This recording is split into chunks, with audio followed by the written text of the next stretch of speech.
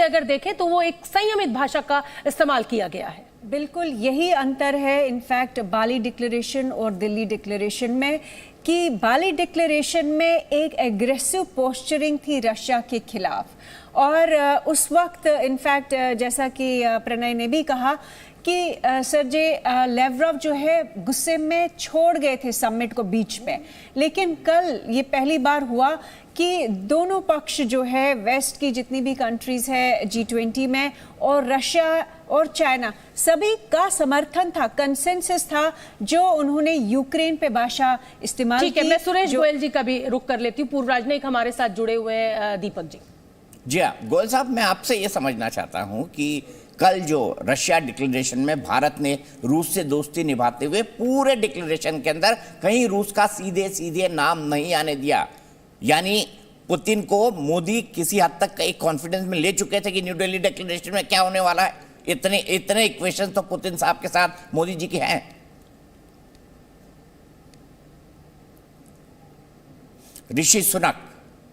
ऋषि सुनक आ गए हैं, और देखिए स्वामीनारायण मंदिर के दर्शन के बाद, आप स्वामीनारायण मंदिर गई हैं अक्षरधाम? बिल्कुल मैं गई, और आपने वो टूर किया है जब आप नाव पे? जी जी बिल्कुल मैंने किया है। आपने आरती जी देखा है? वो मैंने नहीं देखा, पर आप प्लीज देखिएगा, वो उसमें पूरा भारत दिखाया गया है। हाँ। वैदिक काल से लेकर त्रेता युग, सत्य युग और आज के युग तक पूरा इतिहास है, और उसको आप एक नाव में घूमते हैं, थोड़ी सी बोट राइड होती है, बहुत खूबसूरत अनुभव। प्रणय का मैं रुक कर लेती हूँ। प्रणय देखिए, इस समय दीपक जी को तो लग रहा है कि जॉर्जिया मेलोनी जो है वो सोशल मीडिया की बहुत पसंद है, लेकिन मुझे ऐसा लगता है कि ऋषि सुनक जो है वो इस समय सोशल मीडिया पर उनकी धूम है, युवाओं को खास तौर पर बहुत ज्यादा आकर्षित कर रहे हैं ऋषि सुनक, क्योंकि भारतीय मूल के हैं, हालांकि है ब्रिटिश सिटीजन।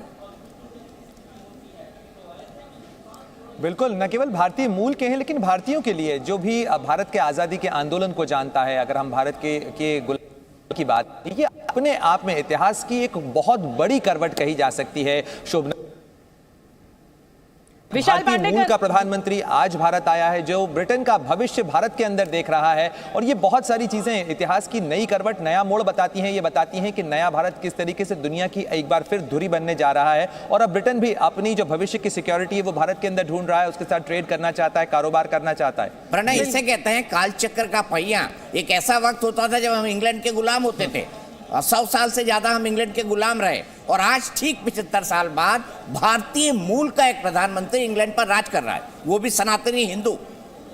दीपक जी जो है बिल्कुल, ये भी अपने आप में बहुत महत्वपूर्ण हो जाता है। यही तो कहते थे ना, ब्रिटिश भी यही कहते थे कि आपको आता क्या है, आपको आता क्या है, आप डेमोक्रेसी चला नहीं पाएंगे, आप देश चला नहीं पाएंगे। हाँ। कितनी बड़ी बड़ी बातें कही जाती थी। वही चर्चिल जो मैंने कहा कि चर्चिल तो फकीर मानते थे। हाँ। गांधी को, और कितनी ब्रिटिश क्या कहता है, ब्रिटिश क्या कहता है, ब्रिटिशर्स क्या कहते थे, सांप और सपेरों का देश है, भूत प्रेतों का देश है, यहाँ तो भगवान मंकी है, ये प्रचार होता था। इसीलिए हमारे बुजुर्गों ने कहा है कि शब्दों से मत कहो, अपने काम से साबित करो। और जाहिर सी बात है कि भारत की तमाम सरकारों ने, इस 75 साल के तमाम देशवासियों के योगदान ने, नेताओं के योगदान ने आज भारत को इस लायक बना दिया है कि हम दुनिया के मंच पर, जिसे कहा जाए कंधे से कंधा मिलाकर, सीना तान कर खड़े हैं और बताते हैं कि देखो G20 जैसा एक सफल आयोजन, एक बड़ा आयोजन, एक शानदार डिक्लेरेशन हम दे सकते हैं।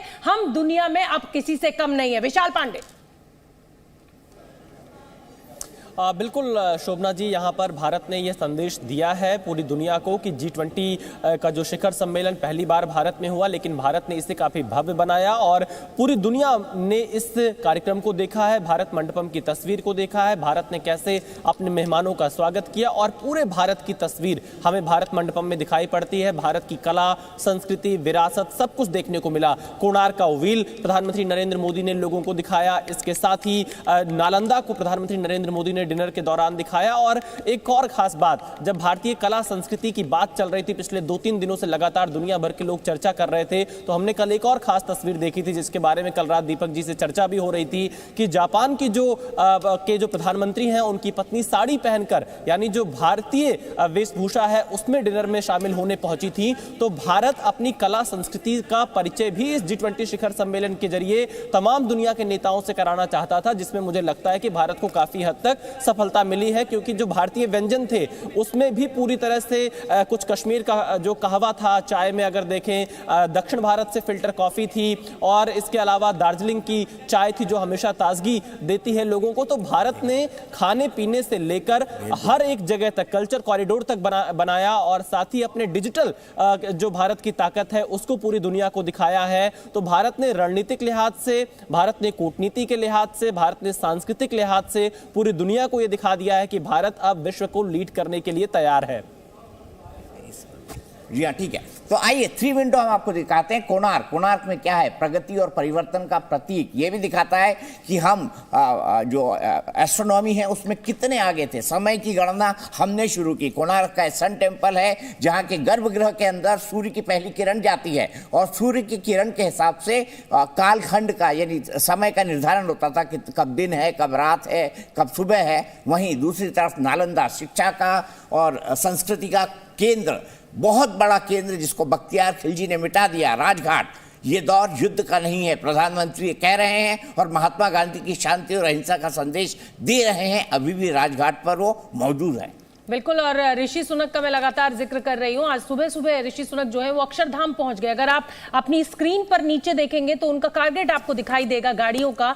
जिस समय ऋषि सुनक दिल्ली जागी भी नहीं थी, भोर में ही वो पहुंच गए अक्षरधाम में दर्शन करने के लिए। और अब ये सिलसिला जो है, ये कार्यक्रमों का जो सिलसिला है वो आगे बढ़ रहा है। मैं जल्दी से प्रणय आपका रुख कर लेती हूँ, क्योंकि G20 पार्क भी बनने जा रहा है यहाँ भारत मंडपम में। अगर मौसम ने साथ दिया तो आज पौधारोपण किया जाएगा इन विदेशी नेताओं के द्वारा।